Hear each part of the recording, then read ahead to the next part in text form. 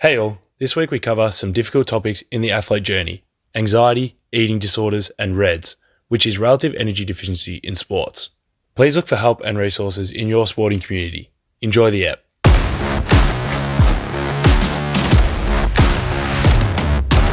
Hello, welcome back to Net Talk. We're here another week, another guest. I'm Alex. I'm Mitch. And I'm Hayley. Hayley, just tell us about yourself. Big question. Going into the deep end. Yeah, straight 10 seconds in, thrown into the deep end. Okay, let's go with full name. Okay, my name's Hayley Campbell. Yeah. Yep, I'm a sports scientist and previously Mitch's My high coach. performance coach. Yes. So we met because Mitch came to me with sore knees. Sore knees is an under-exaggeration. I could barely walk. Yeah. Yes, very sore knees. Still trying to play volleyball. Still trying to squat really heavy. And then I fixed them and sent them on his way. Sent him on his way. Yeah, and people who listen to this podcast would probably know. Right, most people I've coached, I've had that story too, been like, hey, if you don't complain to me about sore knees, I gave you the solution that was given to me. If you don't listen, it's your fault. Now we've got the solution on the podcast. Yeah. How many listen? Yeah, let's talk about Very something else. few, so. Yeah. They'll have to listen to it Now. now. We're giving them a Yes. reason to. Yeah. It also has to come with a bit of a bigger conversation. Yeah. We'll get to that. Yeah, okay. All right, we'll get Don't that. give them all the big bits at the start. Yeah, they gotta watch the whole. We need the minutes. Yeah. No, but thank you for joining us. From Foundry Athletic, is that the Yes. official? Yes, Foundry Athletic, which is located over in Cheltenham. So I'm a long way from home right now. Yes, she made me feel very bad about how far she drove. Just like I'm going to make VV feel very bad about how far we drive for State League. Yeah. Anyways, we got to do our slay and shame. You're first. Our pit and our peak. Yes. New listeners, new guest doesn't understand it. Yeah. So we've got to throw it open to people. Is this why I'm going first again? Because it gives you time to think about it. Every week. And then you have the most time to think about it. Yeah. My slay can be NFL related. The divisional round happened. Now, wait, this is going to come out next week. So they're going to have had the championship round as well. So Jaden Daniels is going to win and Josh Allen, and then they'll be. I hope you know that I don't know any of predicting these. I was going to say, Hayley, I do know you know- A rookie. Yeah, I know heaps about what's going on right now. Damn it. No, He does I, this every week, I reckon. Yeah. I loosely follow it. So we put it on in the gym all the time. Yeah. And my fiance loves the NFL. And I tried to follow it, but then Brady retired and I kind of just stopped. Yeah. Would you believe that on New Year's Eve I was in a pub at 11 o'clock and sent me the they had a video. replay of a game on the TV and I was watching the replay of a game on New Year's Alex Eve. sends me a video of him in a club like this, and in the background is an NFL Yeah. podcast. I feel like that's the equivalent of like when you're at a house party and everyone's off doing whatever and you're sitting with the dog. Yeah. that is Alex. But it was just a great divisional round. I reckon the competition's been real good this year. And I just love watching it for the spectacle. They're very and good trying to athletes. relate it to other sports as well, like Yeah. thinking about how they function that to Volleyball, equivalent of volleyball. and you can't deny one of the biggest sports in the world. They put on a good show. yeah. All right, what's your shame? Go on. Well, we're getting ready for the club general meeting, AGM, and we had a committee meeting that went for a very Was very it 4 long hours? time. We started at 6:30. We finished at I'm sure every club has that problem. We finished at like where they just 10:30. go so long, but it's just because start of the year after long breaks, so much stuff is brought up. people are on holidays, so we can't meet. Yeah. My slay is that's a lie. I've been organised in one area of my life recently, which is this podcast. And in saying that, I'm pretty sure we're delaying our episode release, which is today, because of what is going to be my shame, but it's fine. So Also, Adam had to make you get a hold of me. yes, we can talk about that too. But otherwise, Alex and I have a calendar now. Could you guys believe that? Well done. Yeah. I don't think I've put anything in it. Yeah, you know, you I just haven't. logged in. It's all me. Sounds like I'm too type A to work in this group. Like the idea of not ever having a calendar puts me in the fetal position. Yeah, like I'm happy we've got it. Let's put it that way. I'm really happy because I was starting to forget, like, oh shit, we got that guest and I palmed them off or something. Yeah, no, didn't happen with you. That's okay. Yeah. I'm making steps forward. Shame. I historically would just like put my to-do list in my notes app, which And then just make No me one do ever it checks. anyway. Yeah. no, I check it, but My shame, I got two shames. One for VV, palming me off for 2 meetings. So, you know, maybe we get the deets on the meetings and the what's going on there later on. Time is money, guys. Yes, especially my time. The other shame is actually also our organisation, because at that committee meeting last night, I was like, oh, do we start on Wednesday? And everyone was like, nah, Tuesday. And I was like, oh, because we have our next guest next Tuesday. So I'm going to have to tell our coach that we may not be there if we can't reschedule. Which I'm looking at you and I feel like you just realised that as well. No, I realised it in the committee meeting, and then it left my brain because we went to all the other tasks. Yeah. And then I am now rethinking about it for the second time now because I didn't note that down anywhere. Yeah, no, I looked at it today and I was like, oh shit. Yeah. So one thing my fiance says when that stuff happens is that's future Ben's problem and we don't like him anyway. So don't worry about it right now. I would do that, but then I would just hate myself forever. Defeats the purpose of the calendar. Yeah, also that. All right, what's your slay and shame? Slay and shame. You've had so much time to think about it. Yeah, and I haven't. My slay, I've gotten back into my running. So I play netball. That's my main sport. And previously don't love working hard, but my last 2 runs have been really good. Yeah, that is a slay. Yeah, which is contradictory compared to what I do for work, but I help athletes. I am not one. It's one of those listen to your own medicine kind of thing. Yes, exactly. I do all the stuff I do, just not at the intensity or the volume that I should do it. Fair enough. Yeah. And then very left of field shame, my dog ate through my laundry door yesterday. Oh my God. And I'm in a rental, which means I'm now up for a new door.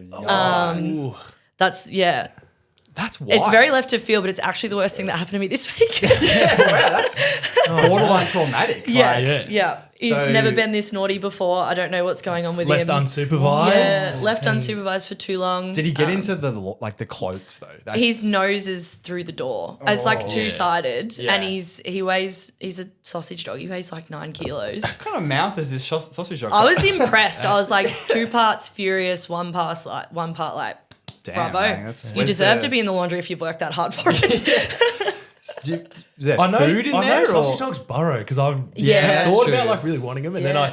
I see a really cute video on Instagram, Yeah. and then the next video I see is them inside of a couch with fluff everywhere, and I They go, used to use them to like hunt badgers, Yeah. like which is savage animals. I've That- like looked into it and I was Yeah. like, mine wouldn't survive yeah, in the for wild. such a little Nah, cute yeah. dog. But I looked and I was like, that's what you've come from and this is what you are now. It's like the evolution videos of Yeah. what cats used to be, and now they're Yeah. just these domestic animals. Yeah. Like, Which, to be fair, are definitely on top of us. Cats Yeah. don't serve us, we serve them. yeah. Wow. Depends who you are. Yeah, true. People listening to this probably like, what on earth is today's Where did we go? Where are we going? Sorry, guys. We're talking about the Sphinx. No. Is that the Egyptian cat? The Sphinx? Yeah. Okay. Just in case I didn't say anything that was ridiculously wrong, which is common on this podcast, I reckon. So today we're talking about, lots of things relevant to the fitness industry and empowering women, and then moving on to some high performance and strength and conditioning, which is your specialty. Especially because, and this is one of my, this is why I found you through a mutual friend of ours, and I really respect the amount of time you've put in and to get all the facts right and to do the research, as we'll talk about later. But right now, the world is in a shit show position where you could go on Instagram and see advice. Now, you have no idea whether that advice is proper or if it's crap or it's what. There's very little way to sort through good information and bad information, especially advice for athletes. So we've brought on an expert, guys, a literal expert. Can you talk about your progression into like when you got into your degree and the steps how did you land at Foundry, meeting poor old me with my sore knees to where we are now? No, Take that's us a through success story. That is, people who've seen me jump recently, let's not look a couple of years ago, they'll be like, oh. So you mean that's like not- recently, like after the off season, because it probably taken a hit again? Hey, I've been squatting in the gym. I'm Mate, you've got to keep representing me well. Yeah, Yeah. commission based. Every big jump is Yeah. a certain percentage. Yes. Yeah. Okay, no, Yeah. sorry, go. No, that's okay. So I'm a sports scientist and I work, sports science is very much an umbrella term. You can go and do a sports science degree and go into what feels like a million different jobs. But I'm from regional Victoria, and sport is like religion there. Yeah. If you're not if you're not playing footy or netball, hockey was another one in my very tiny town. Then there's not really that much to do. But I was also like, my parents have always been very ingrained in grassroots sport. Like it has always helps the communities back there, and really small towns in Victoria tend to thrive if the sporting clubs do. And I loved my netball when I was growing up, and then by extension footy, because they happen on the same day at the same facility when you're out in regional Vic. And so I knew I wanted to be around sport. Ideally, that would have been to be an athlete.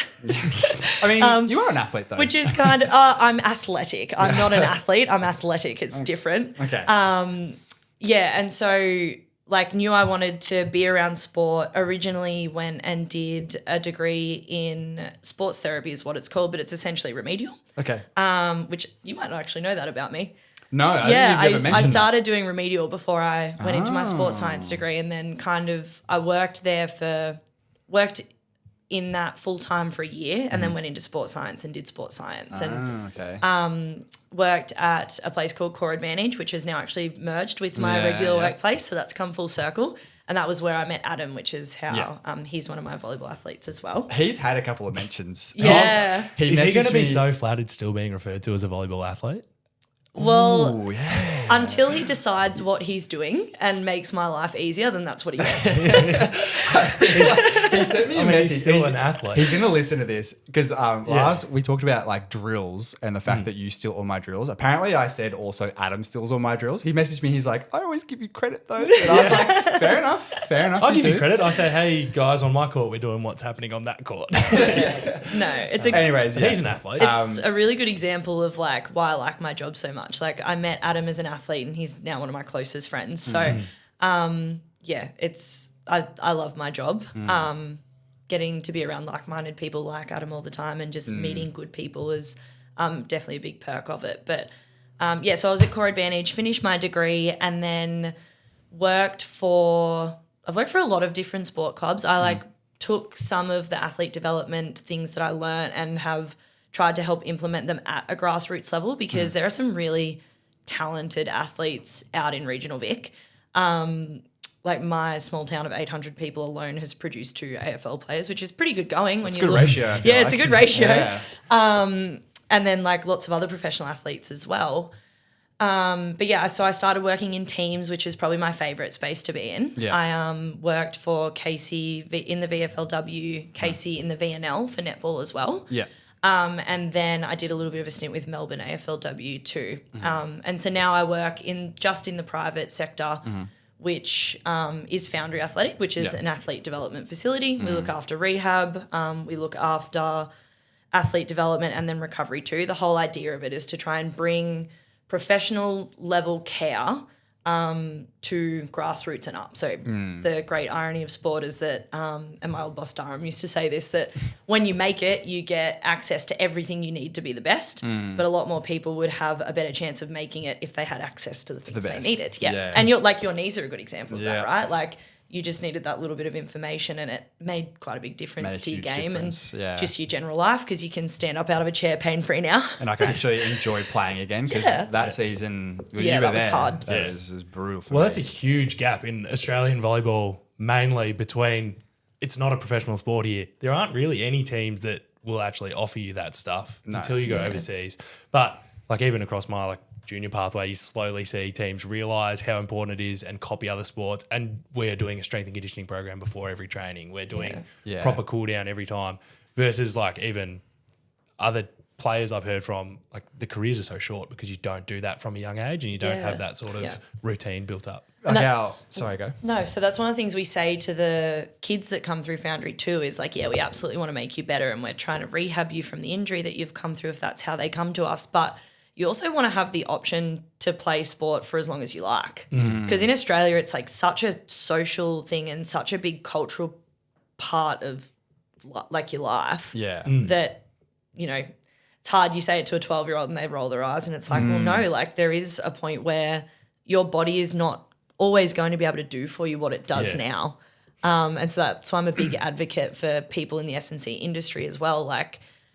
you should be still playing sport. Like you're in this industry because you love it. Yeah. Like by the time you retire from, you know, doing strength and conditioning or sports science or whatever it is, odds are your body's not going to be able to do what it did do. So like make the most of it. Like I'm clinging to netball with dear life. For dear life, yeah. But like, it's a good point though, because especially with volleyball athletes, like you and I know, especially the age out in terms of injuries is quite low. Like how many athletes would we know of that play our level, which is AVL, the highest available in Australia, that are beyond 34? I'm thinking of 2, and they're not playing next year. Spoilers for anyone who knows the team. Whoopsie. They have told me they're probably not going to play next year. Yeah. And it's rare. And it's rare to keep up. But then in saying that, there are select athletes like our first guest, Nathan Roberts, who's potentially a little bit older than 32, but still performing at a high level because he's taking care of the body. But he's also, as you said, he made it to the highest level. He got access to those facilities. He learned how to do that. But without that, you know, you and me, like, we've been playing AVL for years. Which has live volleyball has late entry into the sport and into the high level. Like you can start at early 20s and have steep improvement, and then you're thrown into teams and high performance environment where you're expected to be training 4 times a week and playing on the weekend. And if you're coming from picking up the sport as a hobby and then immediately thrown in there because maybe you're tall and athletic. Yeah. And there's a wide range of athletes too, which is why I thought it was great to get you on, because we're talking like, and you would have maybe not experienced it the same, but like when I go to like social channelity, for example, on the thing, and I get athletes come up to me and sort of say like, oh, you know, I've seen you around, you're a high level athlete. Like, how do I fix my knees and stuff? And these are just very, very social, come and play on a Sunday, but they're dealing with the same sort of shit that we're dealing with when we train 6 times a week. Yeah. And that's it. Like you don't, for this stuff to be relevant and important for you, you don't have to be at the Olympics. The people who got to the Olympics have gotten there because they've learned to look after their body. Like there's very, very few people who can just do whatever they want as much as they want in terms of sport and just be chilling from a physical point of view. Like that's not how it works. No, except for all those Heidelberg guys at that tournament. I did hear about this. Yeah. Okay, cool. Just checking. You'd be sitting there like, that was funny, I guess. People don't come up to me at social because they'll see if I'm taking something a bit less seriously. My warm-up's a bit different. I might take it a bit different as in non-existent or just different? No, sometimes it's there, but I might... Don't listen to him. I might it's not not there. stretch. He just sits on the back wall with the trigger point ball and goes, this fixes my shoulder. Does, releases it. It's perfect. And then I just might not hit for the first hour. Yeah, so that's the S&C portion done. We're all good now. Just follow in Alex Byers' footsteps. No, but so the story is that... you know, I came to you from Adam and my knees were shot. Like I remember, I think I told you this, but I can't quite remember, but I have memories of a couple of physios being like, oh, you should sort of consider surgery. I had one osteo friend of ours that was sort of going down one path, but we sort of didn't really look at the situation properly and it made my knees far worse. And then we had to sort of reevaluate, and then I ended up switching positions to playing a non-jumping position. Like it got that bad. Yeah. I was in pain every day. And from memory, correct me if I'm wrong, but I want to say it took you 8 weeks, probably maybe 10 weeks before I was squatting like triple digits. And no. Yeah, I remember squatting like 110, I feel like, with you. And then Anderson, I was up to like 150, I feel like, in like 10 weeks. Yeah. And had no pain.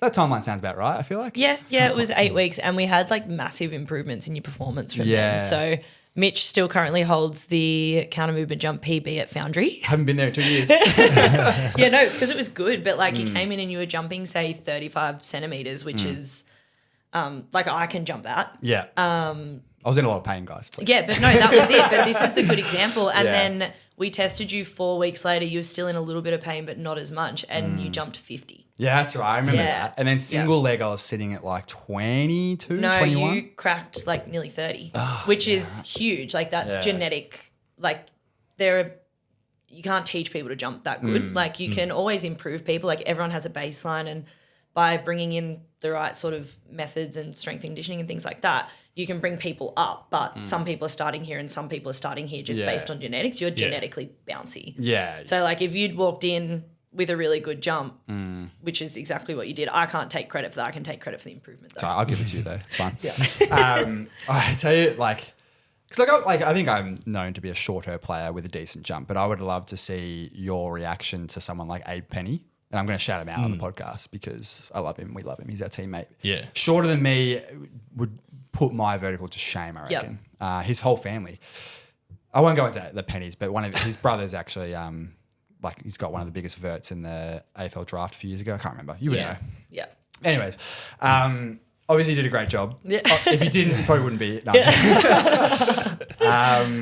but no, yeah, I think, I'm really passionate about taking care of your body because once I took the time to take care of my body, I started enjoying volleyball again. And if I didn't do that, there'd be a lot of women that'd be pretty pissed at me this year for not having coached them now because they probably wouldn't have a coach. So you've done a lot of people some favor. I'm hoping they like me. I'm saying that preemptively. I haven't done the job yet. Yeah, I could do a terrible job. Who knows?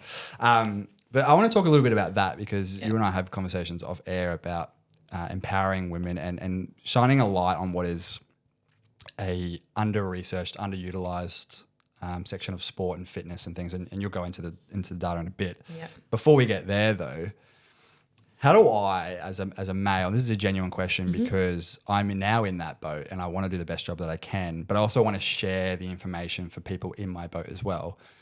Male coach, head of a women's program, how do I set them up for success and empower them without being just another male telling women what to do? Because that's the last thing I want to do, but we see it everywhere. Yeah. And it drives me nuts. Obviously, it probably drives you nuts as well. So what would you say to me and to people about that situation? Yeah, I think... Loaded question, I know. Yeah, no, it is. Well, it's a hard question to answer because I feel like there's currently so many ways that it's not done well. Yeah. But I think step one is literally to ask. Yeah. Yeah. Right. And it's if you've got a good enough relationship with the girls, you'll actually then get what you need. Because most of the time I think what happens is it's especially as women's sport has seen a massive uptake in funding and all that type of stuff in the last couple of years, which has been really good to see. Yeah. It's absolutely not where it needs to be, but it's improved from the work of people like you who have been able to see and be what the girls get compared to the boys get is actually a bit shit. Yeah, it's terrible. And that's improving. Like I said, not where it needs to be, but definitely improving. They typically, depending on the level they're at, have probably gone and tried to look into it themselves. The problem is that typically their sports are so under-resourced that they know what they need. There's very few female athletes at any level who don't know that they should be doing strength work and don't know that they need to do some top-up conditioning and don't know that your knees shouldn't hurt at the end of every game and when you get up in the morning. But sports are good at telling them that they need that but not showing them how to go and get it. Yeah. And I've seen that across probably 5 different sports now. It's not just that it's really bad in footy or really bad in volleyball, who's less, typically has less resources than your AFL. Yeah. It's all across the board. And the one thing that is consistent in that under-resourcing and people trying to give advice that, they don't really, that's not their specialty is that it always causes problems. Yeah. And that can range from, someone not performing as well to someone ending up with an eating disorder. Yeah. So it does actually cause lots of issues for the athletes. So just by asking, the fact that you've, identified that it's not your area and asked me or asked the girls what they think they need is a massive step in the right direction. And the next bit is just to not try and answer it yourself. Yeah. Yeah. That's the big thing is there's so many instances where, someone might not be as fit as they need to be, especially in your field sports, and the answer is run more. But then that's not taken into account the fact that women are much more predisposed to something called REDS, which is energy deficiency, which can lead to stress fractures. And so they go and they run more, but they don't know that it should be on the surface that they train on. Yeah. It should be, tried to put it on the same days as their other heavy running days, so they're not doing heavy run days 7 times a week. Yeah. That has to come with an increase in calories because you're doing more energy. Right. You're expending more energy. And then a lot of the time what that does is end in shin splints or a stress fracture. Yeah. So that's just one tiny little way, and it's run more. But you can see that's how that just leads and it takes off. And it's especially problematic in the women's space because we are a lot more affected and targeted by diet culture. Yeah. Which is just essentially in a nutshell the idea that your body should look a certain way and everyone should be doing the same thing. When in reality, if one thing worked for any athlete or for someone trying to lose weight or trying to get fitter, then the fitness industry and the diet culture industry would effectively cease to exist. Yeah. Because if there was one 6-week program or one diet that worked, then you would buy that diet, you would buy that program, you'd do it once, and then you would Never problem need it. solved. Yeah. And so the industry, not the strength and conditioning industry, but the fitness industry in a way, and diet culture in general and dieting and things like that, only makes so much money, and it's a multi-million-dollar industry because it doesn't work. Yeah. And because it uses, well, as we said at the start, misinformation. Yeah. But as you alluded to, like, everyone's got a slightly different thing that works for them. Yeah. And Yeah, And that's establishing like what is approachable and maintainable for each Yeah. athlete is so different. So when you're talking about actually being informed and tailoring stuff, that's what allows people to engage, because that's probably also what you lose a bit of engagement with a program if you are just saying just run. Yeah, exactly. Or if you've had things marketed since the time you were 12, which is what happens with girls. Like I have a presentation that I'm doing for FOUNDRY in March. It's like a female athlete seminar that I've put together because I'm quite passionate about this stuff. If you on your phone were to go and Google strength program and I were to Google strength program, yours would be worded in a way that says build muscle, be stronger. Mine would be lose weight, be smaller. And so that in itself is super problematic when you've got athletes who are doing so much more exercise than your everyday person. And like I said, that's where your eating disorders and things come in. Because again, the marketing targets girls in particular, especially if like teenagers, are the most vulnerable population by a country mile. Because you're already uncomfortable in your own skin because you're a teenager.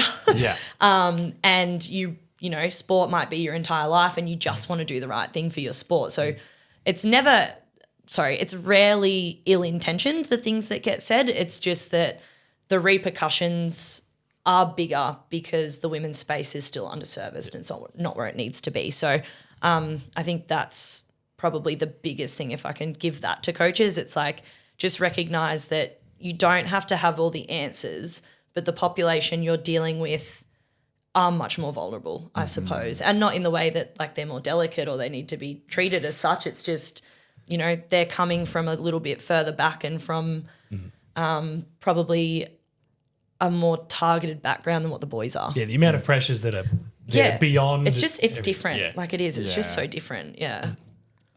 Yeah.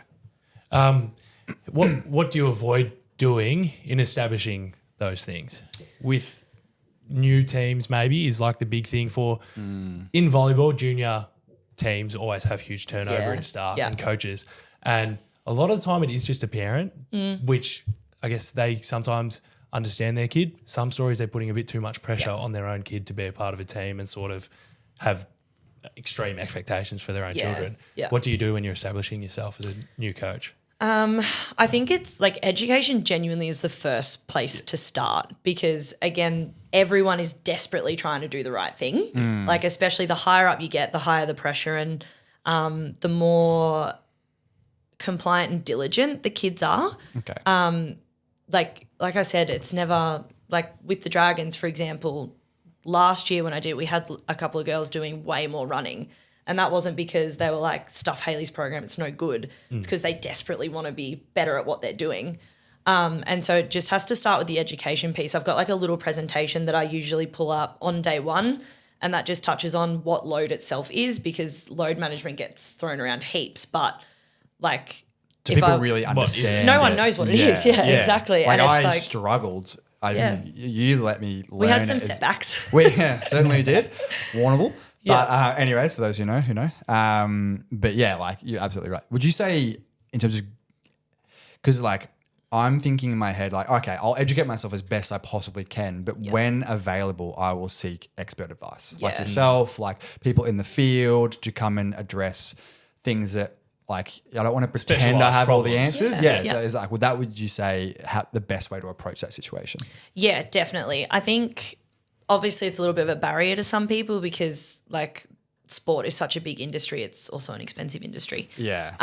But like even just like dropping an email and asking questions, like typically people can steer you in the right direction. Yeah. But yeah, I think more and more what I'm seeing as I work with the teenage population in particular is that they'll come to me and they'll be like, oh, I saw this on TikTok. Or I saw this on Instagram. Yeah. And it's like, that person, again, is probably inadvertently contributing to that diet culture stuff. And even though what they're doing might work for one very specific thing, the answer when you're looking at strength and conditioning is almost always it depends. Yeah. And that's because it has to be individualized. Yeah. Yeah. It has to be specialized on you and your mechanics. Yeah, exactly. Well, they're because- also choosing the most attractive thing to rebroadcast to their audience. So you're losing 80% of what everything else is going on. Yeah. And that's the dangerous thing as well, is like, especially when you get really high profile athletes and really high, like, the fitness industry, if someone looks really good, it's like, oh, they must be doing the right thing. Yes. But that's not always the case. Yeah, exactly. And a lot of the time, the people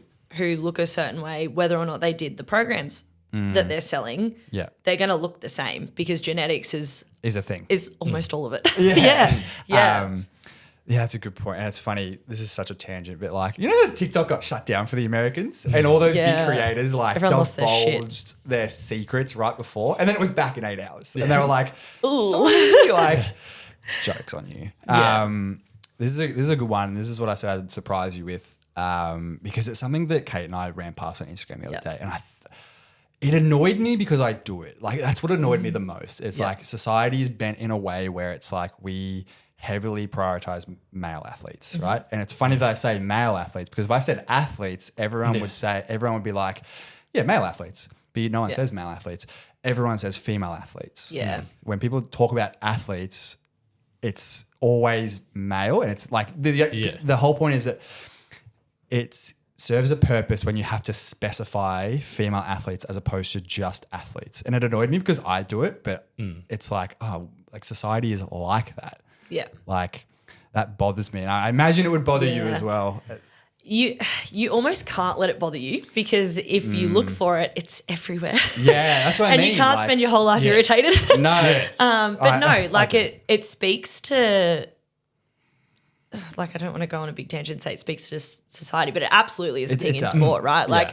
Like, in the presentation I'm putting together for the seminar that we're doing soon, in a study that looked at 3 of like the biggest sports journals, like research journals that get put out across the world. So one was UK, one was American. I'm not going to try and quote the other one because I don't want to stuff it up. Yeah. But they looked at the percentage of studies that were done like based on whether they were female or male. Yeah. And 66% were conducted in only male subjects.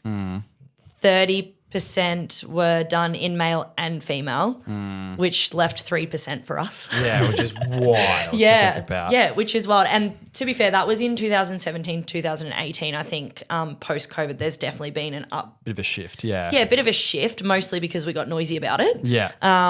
Rightfully so, though. Yeah. 3% is absurd. Yeah, exactly. And like that pretty much tells you that we don't know anything about the female athlete. No, yeah.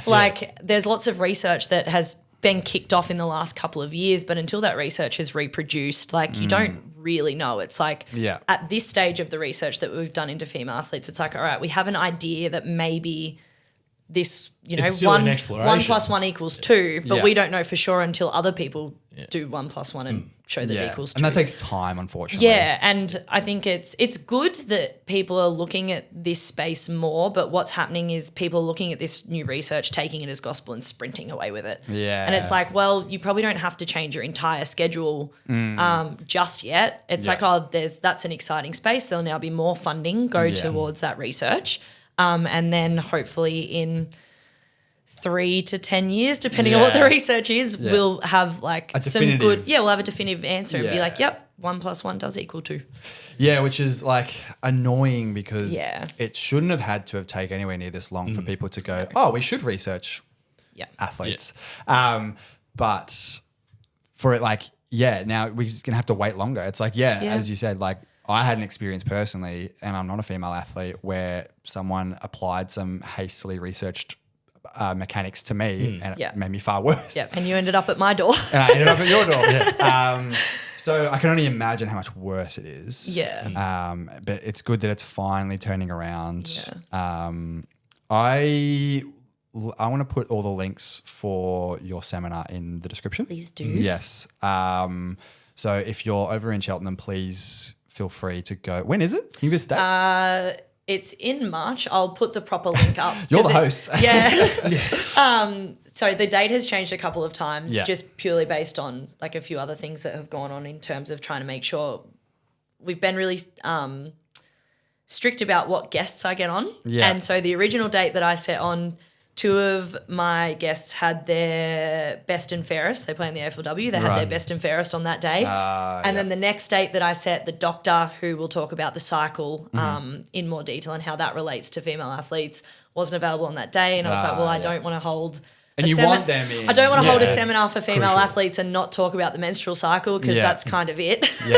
Yeah. So it's in March, like middle of March, I believe, but I'll actually get the dates for you to link up. Yeah. We'll link it all in the description. Yeah. And it very much is my little passion project that Foundry has let me do. Like I said, I've been across so many sports and just seen the same trends where a couple of things, like a tiny little nuggets of education could have made such a big difference or, taught the athletes themselves how to recognize some of the issues they were having. Like I think one of the examples that I give really often, and I've got her permission to tell this story, but when I was working in a professional club, I happened to be in the physio room as that athlete was running in, and one of my staff actually said to this athlete, she's like, oh, do you have a tampon on you? And she goes, oh, I haven't had my period for like 6 months, and then ran off. Oh my God. And that athlete had also had a history of stressies and things like that. And we're like, okay.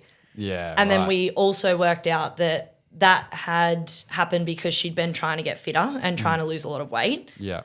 Which she had done, but she'd done that by reducing her calories to like 1,800 a day, which for someone of her height is not enough to survive. Yeah. And so effectively what happened was that athlete missed out on getting drafted. And then she ended up with so many injuries trying to come out of her reds that she retired. She doesn't play footy anymore. Oh, wow. And like that was from one coach who was really well meaning because he wanted to help her get drafted, said, you're not fit enough. Looking at you, you don't look like the other AFLW athletes that we have. Yeah. And again, no malice in that. Like that coach's goal was to try and help her. Yeah. And it's like what you've actually done is end her sporting career. Yeah. And as you said, like, is good intention as it is, the education lacking then led to that outcome, which is horrible. Yeah. And it is. And that's probably the thing I want to put forward is it's always good intention because I was pissed off for a long time. Yeah, understandable. I was so upset for this person and like I came back and I was like, oh, well, there's no way that coach looked and was like, I want her to not play footy anymore. Yeah. That's not the goal. Yeah, no way that's happened. But again, if she had been in professional sport, like if she'd been in an AFLW program, that would have been worded differently and she would have been sent to the dietitian that we had and the loading that she did would have been really strictly monitored by myself. Yeah. Yeah. And so that's it. It's like you don't have the resources. Yeah. Yeah. And you then lose an athlete from the professional Exactly, league. yeah. Like forever though. Yeah, forever. And she's still involved in footy and does some really good things and she like helps a lot of people and like I have so much time for her. She's one of the best people I've ever met through my job. Yeah. But yeah, like again, she's had to have all that sacrifice to be able to get there. And so the idea of the seminar itself is to bring what essentially is base level, really like it's not hard, shouldn't be hard to find this information. Yeah, but like it is. and it is. It's really hard. Like you should be able to Google, for example, like sports dietetics or nutrition as an athlete. Yeah. And not get bombarded with 10 ads first that tell you that you need to eat less. Yeah. Which is absurd. Or pay for this subscription-based ad. Or, exactly. Or whatever it is. Sorry. No, that's all right. So yeah, the seminar and the dates will be in the description. Yes. Also, for any of our listeners in volleyball, even if it's social volleyball, AVL athletes that Alex and I know and play with and bully in training sessions, consider joining Foundry. Everyone that knows me knows I've talked about it at least once or twice. The only issue for me personally is it's far away. Yeah. Which if there is a distance barrier, like we don't look at it as trying to keep everybody in our facility. Like it's not reasonable for some people to, especially if they're at school, to drive an hour every day to do an hour of gym and then head back. Like reach out regardless, probably through Foundry, because my Instagram is got hacked. Currently being commandeered by someone who's trying to mine Bitcoin, apparently. When Mitch asked me to come on the podcast, he's like, what was the question? It was like, what are you passionate about?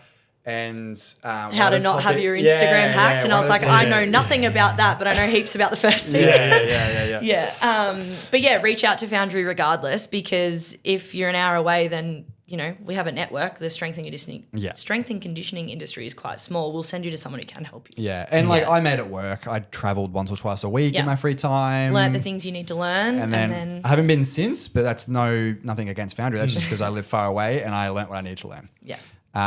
So consider doing it. I'll have to be heading that way.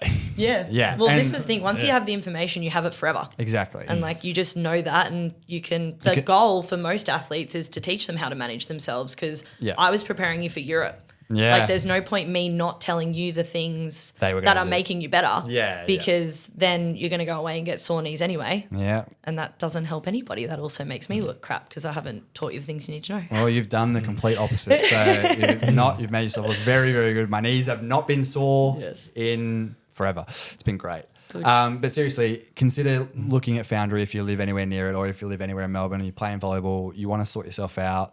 I know there's a lot of junior athletes that listen to this that want to play college. I would genuinely consider the investment of going to Foundry. Yeah. The recovery, oh my goodness, the recovery facilities are unmatched. Like Adam and I, when we were like, it's a really long drive, we should look at other recovery places. Couldn't find anything in all of Melbourne. I still get ads in the holidays. He still makes the trek. Yeah, right. Well, he was like, all holidays is glory. He's like, Mitch, do you want to come to Foundry? And I'm like, maybe. Well, the episode that would have just came out was Alyssa, who had college experience and talks about the like sheer burden of going to college on and not mental being side prepared effects and not being prepared physically and mentally. Physically, if that's where you can get started, you have to do that to be able to put yourself in a place where you're not battling injury for your 4-year college career. Yeah. So the seminar and come home and hate it. Yeah. Or Which is common. The amount of college athletes I speak to or hear about as well that go do a semester and come back because they just don't enjoy the experience. Or it's too jarring for them. Yeah, it is. It's so different. Or they go to a mismanaged program because there are a lot. Yeah. College can mean college. It can mean NCAA Division 1. They're well funded. It can mean Rural America Division 3. That is just as under-resourced as we are. Yeah. The seminar will be in the description and Foundry's Instagram page will be in the description. Please check them out. Genuinely one of the best resources you can do for yourself as living a healthy lifestyle and as an athlete, which is part of living a healthy lifestyle. We're now going to hear from our sponsor and then we'll be right back. This episode is brought to you by Andor Financial. Now, as some of you know, a good friend of ours, good friend of the show, and our Melbourne Uni Renegades captain, Michael Cirillo, has recently started his own mortgage broking business. Not only this, but Mike and Andor Financial have committed to supporting and sponsoring Net Talk for the indefinite future. If you didn't know, Mike has spent the last 10 years in the finance industry in both financial planning and mortgage broking roles and is super passionate about empowering people to take control of their financial future. So you or if anyone you know is in need of a home loan or would like to review their current lending situation, reach out to Mike and Andor Financial. You can find out more information in the footnotes or description down below. Thank you again to Andor Financial for sponsoring Net Talk. Well, and we're back. You did it. Yeah, I know. Well, you just looked at me. I was like, okay. I'll do it this time. You took us to it. You're like, so hey, you have to bring us back. Yeah, no, fair enough. Okay. So, Hayley, even though we just spoke about all these things and about how everything is different for everyone, like what may work for me will not work for you. Not that you've tried it, but anyways. You should come to Foundry for your shoulder. I hear it's really sore. It's not sore because we haven't started the season yet. And that, my friend, is load. We have our first session on Tuesday. I will message you Tuesday night. If he says one word about being in pain, I'm calling you. Can I come on the weekend and will I be fine? Yes. I'll do 24 hours straight on Saturday, Sunday. You're going to hit the ice bath full up to the neck. I love an ice bath. The link to our facility is in your bio. Yeah. In the description. But I wanted to talk about, so most of our audience play volleyball. Some of them coach and would play as well. everyone has a different schedule. And this is what we worked on a lot Yeah. was how can we get me in the gym and manage my load whilst training, whilst playing volleyball on the Saturday. And then I think at the time I was playing AVL as well. So that was Sunday. Yeah. Like, how do you fit it in? Am I gymming every day? Am I gymming in between? Another osteo told me that I should gym the same day that I train. Like, where is the correct information that can apply to everyone, and then you can start getting specific when you see your own expert. But what are some golden nuggets for us? I think the easiest thing that it depends. But no, I think trying to keep your high days, and your low days is probably the best way to go about it. You're going to have to explain that. Yeah, so think about it in a 24-hour cycle, not necessarily on the same day, because if you have a really heavy training, say Monday night, it's still okay to go and then do heavy gym on a Tuesday morning. Right. Because you've done it within that same 24-hour cycle. Okay. And that means that you're probably able to manage your fatigue a little bit better in that way. Mm-hmm. When you're mapping out your schedule, I always do it across a whole week, and I do it AM and PM. Right. And it's about making sure you have enough what I call green blocks. Okay. And green blocks are the blocks where you have nothing on. Right. Where so you're rest. Full rest, or again, it depends on the sport, but feet on the ground. Yeah. Because I actually didn't explain what load was before. We were talking about it, but We can do it now. yeah, basically any load that goes up through your joints is considered load. Right. So jumping, running, walking. There's other ways you can look at it in terms of like mental fatigue and neural fatigue and things like that, but that's probably a whole other hour podcast on its own. Yeah, we'll get you back next week. But for your volleyballers in particular, it's like how many jumps are you doing? And then how many hits are you doing as well? That's probably the two ways I would look at it. If we use the knees as an example, your tendons need time to be able to reduce the inflammation. Right. So from all of the heavy landings that you do, and ideally we teach you to land nice and soft and stacked like we did with you. Yeah. And then use some isometrics to give your tendons the structural integrity they need to actually absorb that force properly. Yeah. Yeah, so we ticked off the tendons, we ticked off the strength stuff. But yeah, if you map out your week and have your Monday through Sunday, AM, PM, I would try and have one green block for every 2 exercise or like load blocks that you have. Right. Okay. So if you've got training into gym, then the next day there probably needs to be a green block in there somewhere where you're getting enough sleep. Yeah. And then what you do on the next, so that's considered your heavy day. Yeah. The next day has to have a green block and then just something light. Yeah. So that might be where you jump on the bike and you tick your legs over on the bike and do some active recovery as opposed to going and doing more jumping. Right. Yeah. Okay. If you're having to be on court 7 days a week, firstly, I'd look at trying to cut something. Yeah. Yeah. Which is one thing we did with you. You were doing a few like casual doing- games yeah, or, playing mixed with Adam, for example. And I was like, all right, if we want pain-free knees, that has to stop. Yeah. You might be able to tolerate that load later on once your training age is a little bit higher. So by training age, I mean, how long have you been doing structured work in the gym Yeah. with good load management? So even though I might be 3 years older than you, if you've been in the gym 10 years older than me and I haven't been there, then my training age is 0 and yours is 10. Right. Yeah. Okay. I see. On that, Yeah. is that a consecutive period you would treat someone's training age? As someone that, like, over my career had pretty committed, like, junior programs Yeah. and camps and stuff, and did stuff like jump tracking. Yeah. Although I'd go away to a camp and I'd speak to someone else and they'd Yeah. go, I'm coming in off 100 jumps over the last, like, Yeah. 2 weeks. I've done nothing. And the coach would treat us both the same, even though I'm Yeah. coming off, like, more jumps. Yeah. But then sort of you detour, everyone has gaps. Yeah. How do you cross the wall to get back to where, or you just are starting from Yeah. 0 again? So the answer is progressively. Yeah. So the easiest way to make sure you get an injury is to go from 0 to 100. COVID. And even, COVID, exactly. Yeah. There was an injury epidemic Yeah. from COVID. Even in our team, like Yep. everyone had sore knees, everyone had sore shoulders. Like Because no one had had a break that long before. yeah. And it's really hard to, even if you kept up your training by yourself, if you had access to the facilities, which 99% of people didn't, you don't train at the same intensity because by nature athletes are competitive. Yeah. And so even like when we would, with some of the field athletes we had, they had done change of direction 3 days a week and they would still come back and pop a hammy or have a sore hip because the intensity It's that you're just doing it at when you're by yourself is different. You just can't. If you're chasing someone, there's no way you're going to run as hard if you're just running by yourself. It's not how it works. Okay. But back to your question, it's, like I said, it's progressive. Like you need to be looking at what you've done over the last 2 weeks as opposed to what you've done over the last 3 years. Like if when you were at college, you were doing, let's say, a load of 100 and you've just had 2 weeks off, then you don't get to start at 100 from zero because that's 100% increase in your load. Yeah. Yeah. So you want to look at, and everyone's tolerance is different. Again, it depends on training age. Probably not so much for jumps because that's still a lot of force. More so if we're looking at it from a gym perspective, it's like, all right, you might be able to go up by 15% every session back as opposed to me who's got a low training age who goes up by 5%. Because I'm going to feel the effects. It's like your muscle memory is not quite there. And so, I would say that that's where we get majority of our injuries. Like pre-season for our field now, court sports is about to start again. Our physios are about to be very busy. Yeah, well, same for us. Yeah. We are literally going into first session next week. Yeah.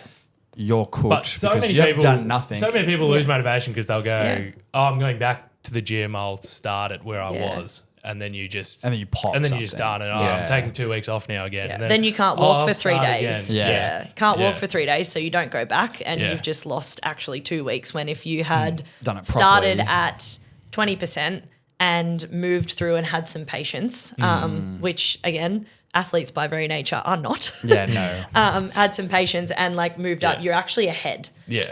Durham used to say that,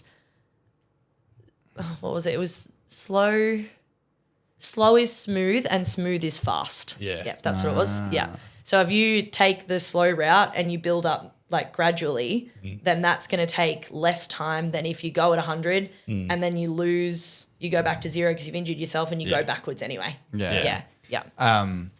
So just because I think like that's a lot of information, a lot Yeah. of good information. Yeah. Yes. But I want to go with an example because I Yep. think that'll really help people. And like, because I remember when we did our sort of interview process and we started talking about it, I was just like, whoa, I have no idea what you're talking Yeah. about, which is annoying because I'm a junior Oz athlete. I should know what you're talking about. Yeah. We got told load all the time, but nothing was really implemented in a way that was, well, maybe it was my issue. Maybe that's why I'm not there anymore. No, But it's very hard to do in a team setting. It is. it is. And every athlete's different. Every athlete's load is different, like middles load versus libero load. They are the two at opposite ends. Yeah.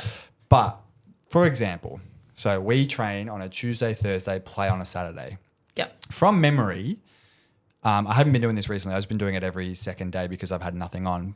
You would have me do a high load gym session on the Monday, Yep. train on a Tuesday, then do a low load session on a Wednesday, train on a Thursday, and then do a power session on a Friday. Are you bringing up my old No, I'm writing it down so that I can actually do it remember in real time with you. real time. Yeah. All right. So you got training on a Monday. No, training. Oh, sorry. Gym training Yep. on a Monday, high load. Yep. Yeah. When are your actual volleyball training days? Give me that. Tuesday and Thursday. Yeah, and morning, afternoon. Afternoon. Yeah. Cool. So if you're doing training on Tuesday PM and Thursday PM, then that's like a pretty good schedule to manage because you've only got you've really only got 2 high load days to start with. Yeah. And which are your heavier jumping days? It'll always Thursday. be.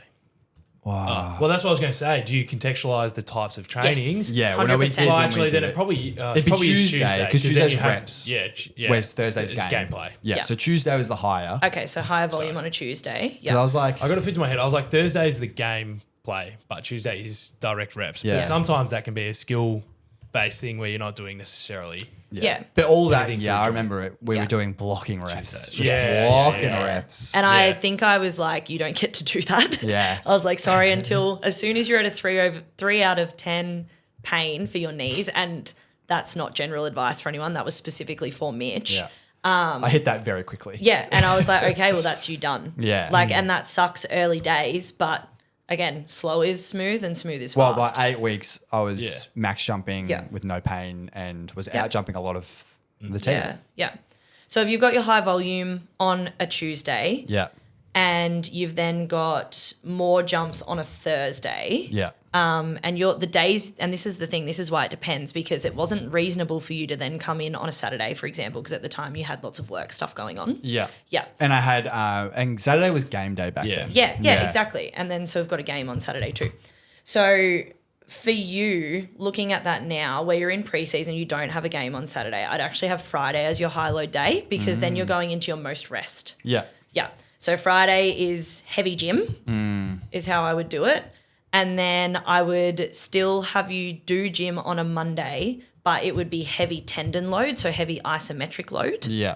to try and give your tendons that analgesic effect going into your high volume day. Right. Yeah. Okay. So you on a Monday didn't do as heavy range of motion on a Monday.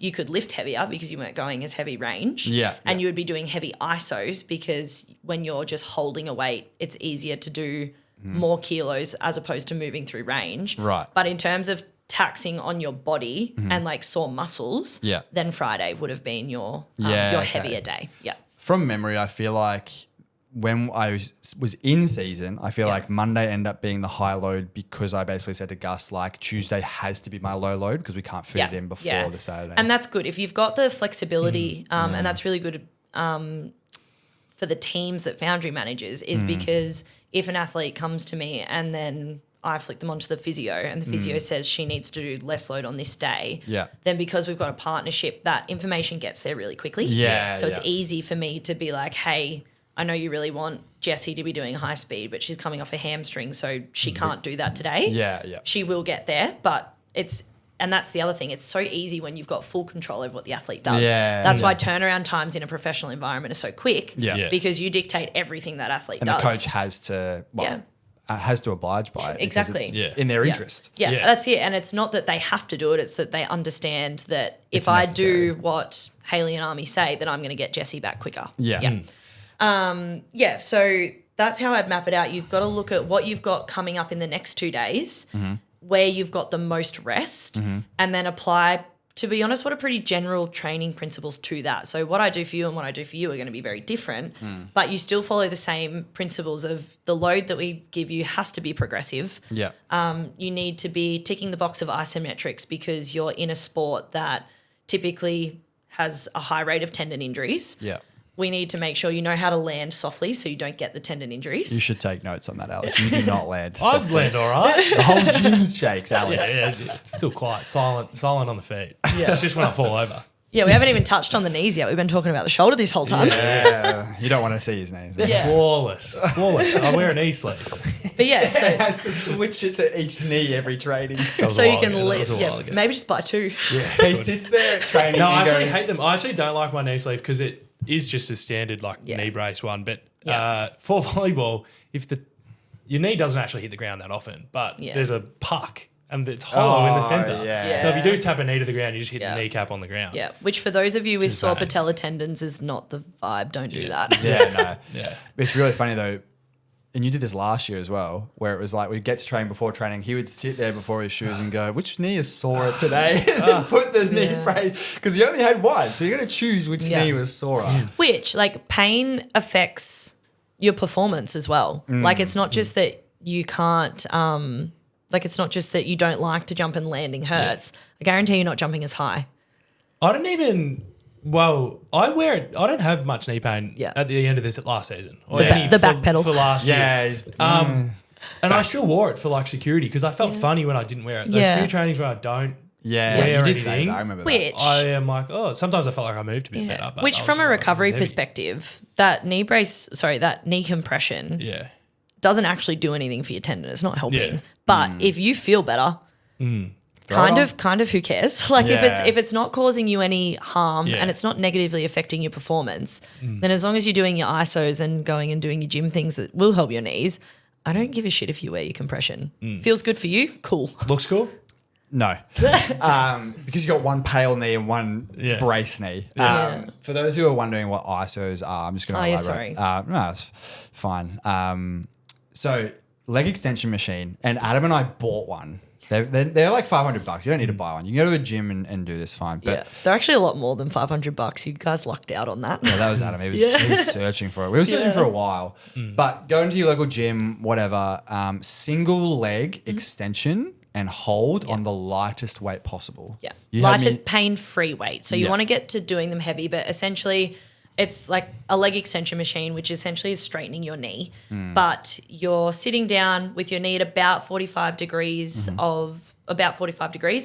if it doesn't hurt. Yeah. So if you're sitting on like 3 kilos of weight and you're sitting at 45 and you have a 0 out of 10 pain, then you can go up a brick. Yeah. And then we go up. And you hold for 3 sets of 45 seconds is the golden rule, Yeah. but it has to be less than a 3 out of 10 Yeah. pain.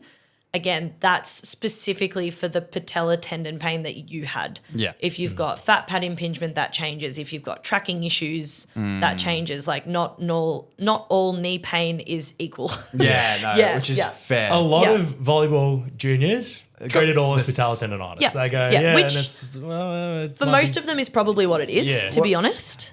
Before we got on, I was talking to you about the fact that I can't remember his name, but that D1 athlete that goes on Out of System podcast, the one who jumps through the gym. They did an episode like a week ago, and it was his gym program. First thing he did, single leg isos. Yeah. And I was like, huh. And there if you go. don't have access to a seated leg extension, a wall sit. Yeah, I remember you had me doing So them. down at 90 degrees of knee flexion, push back into the wall hard, like you can't just chill there because Yeah. you're not getting enough load. Yeah. Push back hard or within the under a 3 out of 10 pain. And a lot of the time that makes a significant difference, but you can't wall sit or leg extension your way out of poor load. Yeah. Like you can do that till the cows come home, but your body still has a limit of load. Yeah. Yeah. Speaking of now that we've gone through all the what days should I, hopefully that should answer a lot of people's questions. Yeah, I don't essentially. know if I've finished any of my questions. I'm just kind of going off on a tangent at the moment for most things, Fine. it feels like. No, I think it's fine. Perfect. I feel very educated. It's great. But essentially what you're saying is that keep your highest load around the time when you're going to have the most rest after it. Yes, That is exactly. key. Yeah. And what, 3 times a week if you can. Yeah. 2 times a week is fine from what I hear. Yeah. Correct? Yeah. Again, depending on your schedule. To be honest, the number one piece of advice, if it's within your means, is go get a coach. Yeah. Because if you're not, Go to Foundry. if you're going to just try and find, like even me who specializes in this area, what you learn from me from this podcast is not enough for you. Yeah. No. Like, because I can tell you that you need to do leg isos, but if you're not doing them with good Yeah. technique or you're doing them too heavy, or if you're then going and doing an ass to grass squat on your sore knees, then nothing I tell you is going to help. I remember I did that and you were like, why Yeah. are you Yeah. so low? Yeah. But- It really is the best investment you can make. Like, again, your body's not going to do the things that it does for you now forever. So you may as well be making the most out of it, especially like if you value sport, which 90% of people in Melbourne do. And everyone A listening couple to this people out podcast. there that all want to play Masters. Yeah, I'll be exactly. playing Masters. Yeah. So I'm going to hang around. I've got to Yeah. find my way through to 50. Yeah, you're going to have to get a second knee sleeve. Yeah. And a second shoulder. On like that, I'll give you a gimme question. Yep. Recovery. Yes. What's the most effective part of your recovery on that next day? Yeah. It depends what you've got. Oh, But for your volleyballers, like ice 90% of the Yeah. time, the research on recovery for most things, honestly, is 50-50. Like, again, we talk about research needing to be reproduced. A lot of it is do you feel like it makes a difference? Compression, for example, in terms of athlete recovery, doesn't necessarily have crystal clear research. But if I sit someone in the compression boots for 20 minutes and they tell me the next day that absolutely I feel great, I could jump 10 times higher, yeah, that was because of the compression as a boots. junior, I did the rotation through all Yeah. these different things. I slept in skins when Yep. I was in tournaments, and I was Yeah. like, Yeah. I'm doing all this, and Yeah. I was like, Ice it bar. might Which work. And then I was something- like, actually, I don't know. Something is always better than nothing. Yeah. It's when it's contraindicated. So as an example, like if you have just had your highest jump load day and you go and sit in a sauna, that's probably not great for the inflammation of your tendons. Yeah. But if you're under 16 and you go sit in a sauna, that's actually contraindicated because teenagers and kids can't regulate their body temperature as well as you and I can as adults. So I think if I were to give 2 pieces of advice for our volleyballers, it's your tendons like ice. It has to be post your exercise. So don't ice in the morning before you head to your game. Yeah. So you're going to be stiff and Yeah. sore and And sad. very, very sore. Yeah. And then foam rolling's the other one. It Yeah. sucks. It feels like absolute trash when you first do it, but the more Yeah. you do it, the less it hurts. I've heard And it'll lots help of- your performance as well. I've heard lots of different things about foam rolling, Yeah. but What does it actually do? I've been told it breaks up fascia, and I've been told many different things of what fascia is. Yeah. So give us the crystal, like, what does it actually do? Well, this is the thing that isn't super crystal clear. They don't fully understand why, but it does has help. And again, I'm not a physio, not a myo, not remedial, so I won't be able to give you all of the information on it. But it has something to do with your baroreceptors and the feedback from that, Okay. which sounds about as Yeah. unscientific as it gets because That's it is. fine. Sympathetic nervous Well, system. let's or put it this way. parasympathetic? Foam rolling won't hurt you. Yes, exactly. So you no may one as is going to well- hurt themselves Well, foam rolling. Well, that. Yes. Then it feels good. This It's- goofball yeah. will probably find a way to hurt himself with a foam No, roller. but no one is going No, to it just hurt gives you- themselves yeah. foam rolling. Yeah, That's the yeah, thing. yeah. It's like if you, as long as it's not, 10 out of 10 painful for you to do it, Yeah. and you're only doing it in small doses, that's something that can make a massive difference. Like I hammered you on that. You did. Yeah. And it, like, we did every form of recovery. Like I remember we did ice baths, we did the compression boots, we did the foam rolling. Yeah. But I and- didn't let you do heat, No, you didn't. and I didn't let you in the sauna unless Didn't want to anyways. unless your knees were comfortable. Yeah. Yeah. But I tell you what, like from where we started to 8 weeks later to the fact that I could squat triple digits and Anderson squat 150 or whatever the heck it was is absurd. Yeah. Considering how much pain I was, and 8 weeks is half of the season. So most like Gus probably sitting there at the start of that season going, Mitch ain't going to be able to jump this whole season. 8 weeks later going, joke's on you. Yeah. Yeah. Still at the bench Ready for anyways. finals. Yeah, well, I was. Yeah. But no, it was really good. I think in like the other thing to touch on too is that if you are in pain, you can't foam roll and ice your way out of that. Yeah. Like, you're- It's going to be No. everything. Yeah. No, but like that's a lot of people, especially when kids are doing such high load. Like if I were to look at, one of Adam's students that he was talking to me about the other day, she does volleyball through her school because she's on a scholarship. Yeah. She plays volleyball 3 times a week. Odds are she does another court sport because not many teenagers only play the one sport. Yeah. And so realistically, that kid is quite sore and fatigued all the time. Yeah. I think I know this athlete, and I'm pretty Yeah. sure she's going to be in my team, and I'm pretty sure I'm going to. Send her the link to Foundry. Yes. Yes, I think I am. But those things are important, but the most important from what you told me, Yeah. good night's sleep. Yeah. Yes. Yeah. There is, talking about research, there is buckets and buckets of research that tells you that sleep is the best thing you can do for Yeah. your recovery. So if you can jump in an ice bath, you can do the compression boots, you can foam roll. But if you're not eating enough and you're sleeping like shit, none of it's going to matter. Yeah. Yeah. And 8 hours, correct? Yes. Yeah. Yeah. So none of correct. this 6 of hours, good 7 quality hours. sleep, which is easier said than done. Again, Can't like relate. not a super expert on that. Well, with you, that was a good point, right? Like you had just taken a contract with work that meant you were basically Yeah. nocturnal. That was Yeah. cool. And you were trying to get to the gym, and we actually got to a point where it was like, look, you taking 4 hours out of your day to drive to Foundry, be there, do recovery, and drive home is actually not helpful for you Yeah. because you're actually probably better off getting the extra 2 hours of sleep, building your home gym, Yeah. because you're in a position to do so, and it's not going to be like that for everybody. But Yeah. you've got to look at the whole athlete. Like, Yeah. I think it's probably getting less common, but in the name of running a business and, staying afloat, especially post-COVID, it was like, no, being at the gym is absolutely the best thing for you to try and Yeah. keep memberships going. At Foundry, that's not really how we do it. It's like Yeah, we're yeah. trying to do what's best for you. If that means that we have you for 12 weeks to educate you and send you on your way, then that's great. Yeah. If you can make it work, then being under the guidance of a coach is absolutely going to be what's best for you. Yeah. But not at the expense of, your sleep and your mental health and your fatigue. Yeah. Like it's got to be, this is It's why. got to work for me. Yeah. This is why it depends. Yeah. Yeah. And when you're effective, you'll get because maybe some temporary people will be like, oh, I got this person, I want them to come to my gym forever. But Yeah.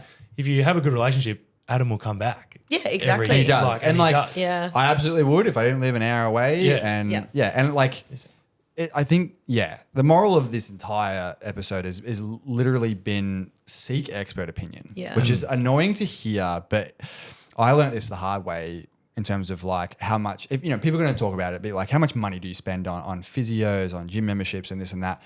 Wouldn't you rather go and spend, because, Foundry isn't necessarily cheap, but it's also the entire package. Yeah. And I would rather go back in time and pay that once for an excellent coach, great recovery facilities, excellent education that was factually correct because my knees haven't been sore, than to have gone through, I think it was like 6 physios and osteos in the space of 6 months. Which would have cost you how much money? far more than what Foundry did. Yeah, exactly. Like I said, once you know once you learn it, you've just got it. Exactly. And the whole goal is to try and, especially when we have athletes who we want to send to international sport like college, or if it was your Europe contract, it does not serve either of us for me to gatekeep the information on how to make you better. Absolutely. Like if I'm making you a better athlete, which is what athletic development performance is for, then you're going to leave more educated than when you walked in. Exactly. And as someone that's had like horrible relationships with motivation for that stuff, like over my career, if you actually have a good,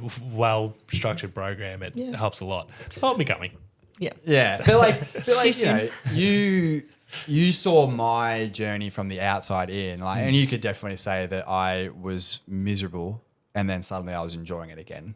And then like that was the year I didn't coach, and I didn't coach the year after. And now I'm back to coaching because I'm enjoying it again, purely because I invested in myself. Until you're out of pain, you don't realize how much it affects you. Like not long after I met you, actually, did I have my back issue? Yeah, you cooked your back like second week, I reckon.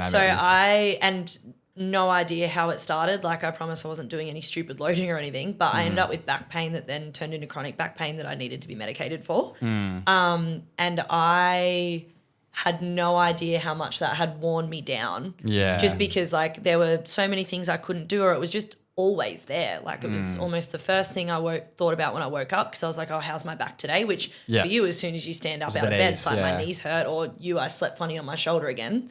I'm taking this training. That's a regular thing. I'm just absolutely peppering you over here. I'm so sorry. He deserves it. My parents are going to watch this and they're going to go, why aren't you doing any of it then? And I'll be like, yeah, I'll get to it. I'll do it. No, it's because you're too busy. If I say it now on a podcast, I actually have to do The it. entire audience of 15 people have to hold you accountable. No, I get my load ready for finals. Yeah, the answer is I'm too busy coaching your kids. That's why. Yeah. Which for me, I'm like busy. I don't do gym as Well, I consistently have as I actually would like noticed, to. like across the difference between being a uni student to I've had the last year off working has, I'm still only part-time, but it just throws a whole different barrier into it, which everyone will have those issues at some point. Coaching juniors, they have issues with year 12. I've got study. I can't come to this training because I've had a sack. And then it's like, oh, well, you haven't done any physical exercise for a week and you want to come and play, or 2 weeks and you want to come and play a full game. Yeah. It is those managing those things around everything. We've done that a lot with the Dragons girls this year, because the whole point of the Sandy Dragons program is to, 1, make them better, and then 2, prepare them for AFLW, because that's where a lot of the drafts come from, is the Coates League. And we train 2 to 3 times a week, depending on the stage of their training. But it's like if a kid is coming to us and she's consistently fatigued and she's got schoolwork and stuff on, then again, getting your hands on a footy 3 times a week is better, but not at the expense of the rest of you, because you're going to end up hating footy regardless. Yeah. So like... You're just building stress and associating that with your sport. with sport in general. And it's like, all right, well, that kid's actually probably more likely to get drafted if she's enjoying what she's doing. She's still got to get her schoolwork and stuff done. Like if you look at what the AFLW schedule is, it is a quarter as much of what the year 12s are doing. And it would be the same for professional volleyball, especially college. It's wild. Like Alyssa went through this as well. Yeah. Her schedule was wild. Yeah, and that's it. It's like more is not more. Yeah, no. Like you're a person first, and like any coach who actually gives a shit about the outcomes of the athlete and the athlete as a person is going to recognize that and make those changes. Like you can't be throwing out like the days of throwing out really strict guidelines on what you have to be doing as an athlete are gone, because if you're an athlete, you're also a person, and that has to come first. Yeah. You have to enjoy it first. Yeah. Instead of your 1 hour commute to Foundry, you're doing your 2 days of travel every week at college. That's what I'm like. But it's also like, you and I have played AVL and we've had good seasons and bad seasons. How like it sucks the life out of everything when it really does suck.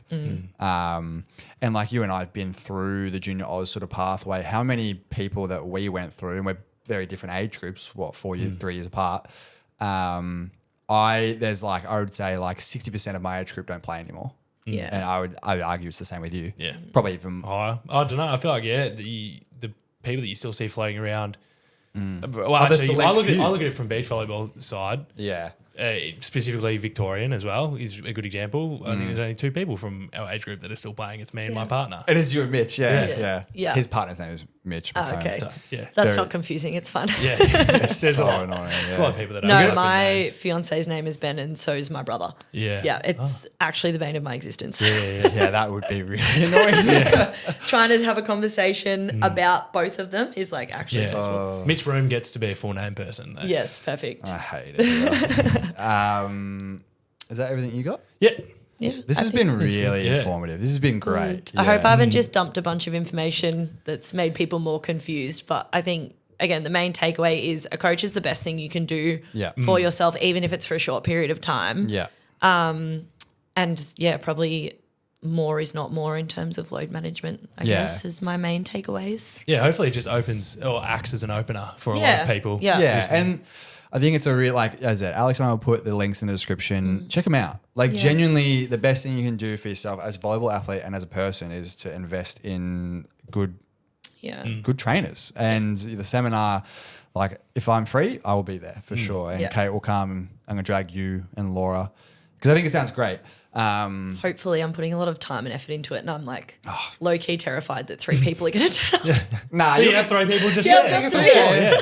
The 3 people will be in this room. Yeah.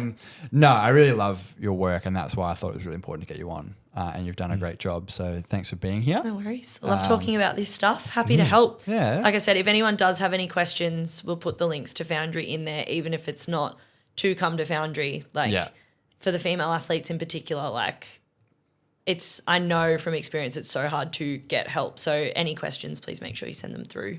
Send them through. They'll get responded to. And like I suspect this won't be the last time we talk about Foundry on the podcast. I'll come back for a chat. Yeah, sounds good. All right. Thanks everyone for joining. Thanks, guys.